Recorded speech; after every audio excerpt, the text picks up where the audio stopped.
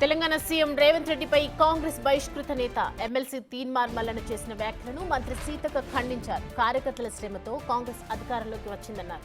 కొందరు BJP BRS గొంతుకలై మాట్లాడుతున్నారని మండిపడ్డారు. బీఆర్ఎస్ చేయలేనిది తాము చేశామని చెప్పారు.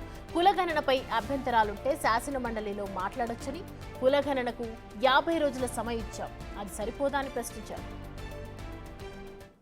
బీఆర్ఎస్ గొంతుకలై మాట్లాడేటోళ్లకు మేము చేసింది ఏది కూడా నచ్చలేదు.